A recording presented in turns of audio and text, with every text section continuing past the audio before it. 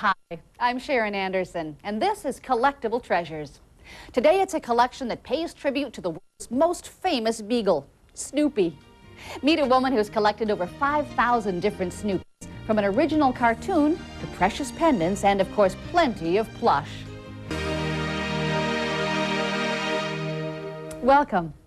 Over the past 50 years, Snoopy has charmed us as first dog to the Peanuts gang.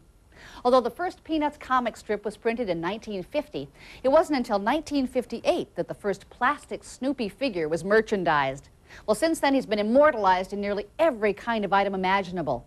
In 1969, he went into space with the astronauts aboard Apollo 10, and he's been the subject of an art exhibit at the Louvre in Paris. Plus, he has 2 theme parks named after him.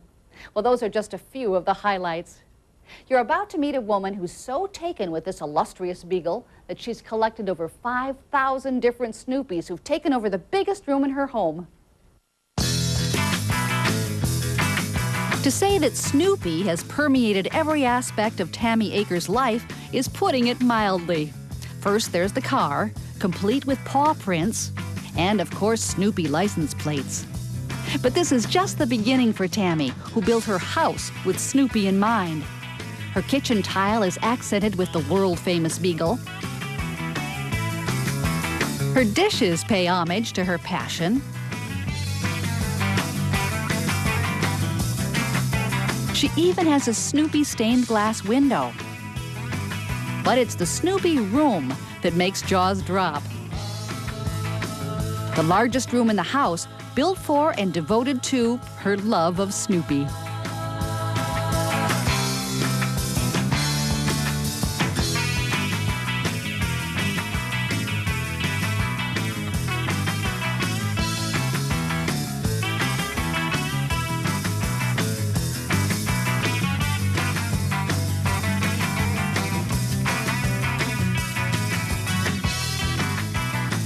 Tami's fascination with Snoopy began when she was just 12 years old.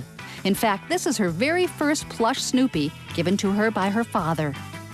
He started out white and fuzzy and beautiful, and now he is old and brown, and he looks like he has a broken neck, and he's the most loved piece of my collection. But why so many Snoopies?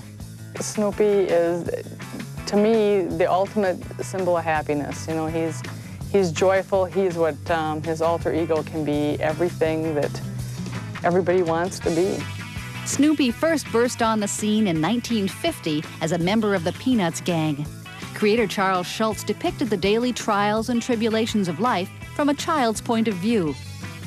Eventually, Peanuts was distributed to 335 million readers. In how many countries, Tami? 75. So in all different languages? Yes, many, many different languages. And a lot of products were also turned out from some of those countries. Yes. Like this car? Yes, this car was Italian-made, but it was made for the Canadian market. Okay. And it was a promotional item in Canada at a discount store that you had to purchase so much merchandise to be able to buy the car. And you had a friend in Canada? Yes, I was very fortunate to have a friend in Canada who had all his relatives out purchasing items in order to get cars. He wanted the Snoopy car. Yes, he did. That's great Italian styling. As you can see, it even looks like Snoopy. It's got the spoiler in the back with his ears. Right. And it's got a big paw print on his seat Oh. there. Then it's got the eyes, and then the nose. What did you have to pay for it? $400. Ah. I know you're also fond of the Japanese products, like this golf bag. Yes? Yes, Japan makes beautiful items. This is great. With Snoopy on the front. Little Snoopies all the way around the bottom here. Oh, look, we even got Woodstock on the side. Now, this is in English. Does that mean it was made for the American market? No, it would have been made for the Japanese market. It's very difficult for the American people to purchase the Japanese items. You have to know someone in Japan who is willing to purchase them and ship them over to you. The Peanuts licensing agreement does not allow the items to be directly purchased by the consumer and shipped out of the country. So you can't just order from a catalog, something like this from Japan? No, you cannot. So you got a friend in Japan, too? Yes, I do. Sounds like there's a Snoopy network. Oh, they're a very large Snoopy network. Really? Yes. They help each other out? Yes. You have 2 sets of international Snoopies. Yes? Yes. Now, these weren't available in the U.S.? No. These are both a McDonald's promotion. They came out a year apart. Available in Europe Asia, New Zealand, all over but here. They are just adorable. I love the hats on these guys. Aren't they cute? Well, now, how did you get a hold of them? My friend in Canada, her mom still lives in Japan, and she got them in Japan, both sets. And then my friend in Hong Kong, I purchased these cabinets from her, and they were especially made for these 2 Snoopy series. So you got Snoopy friends everywhere. All over. Of course, there are plenty of American treasures out there as well. Limited edition pieces like Willet's Nativity, a Lionel train, or how about a crystal Snoopy? When it comes to value, it's the rarity that determines the price, not necessarily the age. And don't be fooled by copyright dates. These indicate when the character was copyrighted, not the date the piece was made. But when it comes to precious pieces, these are some of the finest in Tami's collection. First, a Snoopy ring. Made from pave diamonds with black onyx features, it has a 14-karat gold band inscribed Snoopy, and the back has adjoining paws. The other side is inscribed Schultz. Or how about a Snoopy brooch, again made with pave diamonds and black onyx? Or a solid silver Snoopy pendant made in 1977 by Cartier. Even more rare, a gold Snoopy. This is one of my prized possessions. This is 18-karat gold, made in 1977 by Cartier. Was this hard to find?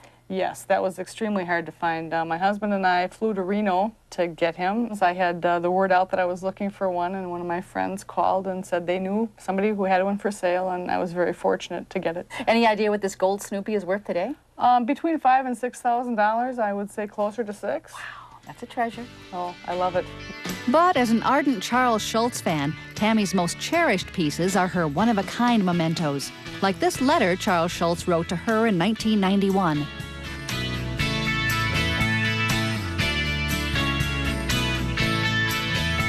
Or this autographed photo taken at a rare Schultz appearance at a collector's convention. This has to be the holy grail for collectors of Charles Schultz, because this is the actual comic strip that he drew. Yes, this was actually in the Sunday paper on May 24th, 1992. And you can tell that it's an original because if you look at, there's liquid paper, places where he's erased things. The lines of his ink don't exactly match the pencil lines. The way it was actually drawn is the way that it's left to go on the paper. So this is what he turned into the paper. They turned it into a color cartoon. Yes. On the Sunday paper. Right. It's also signed. Correct? Is that always true? Always. How much is it worth today? $5,000 to $6,000. Is it? You might think that gathering a collection of this size would be a full-time job, but surprisingly, Tami is a police sergeant by profession, and Snoopy, she says, is a great diversion. My job doesn't always deal with happiness and friendliness and warm, fuzzy things, and this is always something you can come back to, always something stable. It never changes, the happiness never diminishes or less.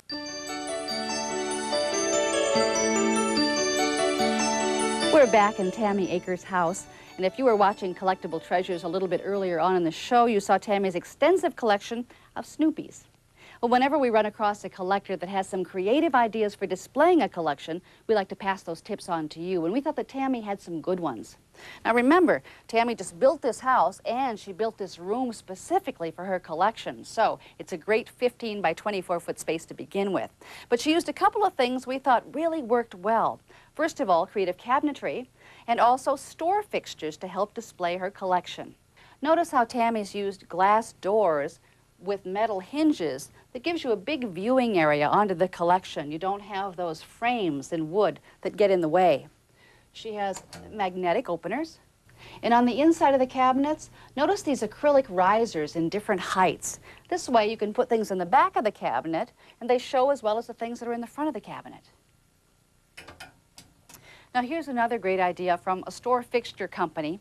This is a glass shelf unit. Glass shelves held together by acrylic clips. And what's wonderful about this is you can see the collection all the way around 360 degrees, and it's adjustable. So as Tami's collection grows and changes, she can change the shape of this fixture. And over here, another great idea.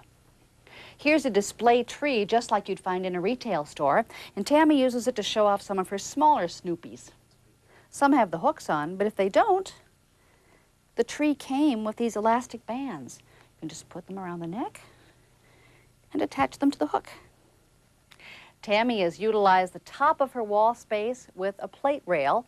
She has plates all the way around it, of course, but notice how she's also utilized the space between the plates to display more collectibles, some of her plastic Snoopies and some of her mugs. And don't forget there's also a ceiling. Tami's used that too. In this case, she's hung some of her birdhouses and also Snoopy's best friend, Woodstock. Thanks to Tami for showing us how to maximize our display space. And thank you for joining us. Hope to see you next time for more collectible treasures. What does style mean? It can be different things for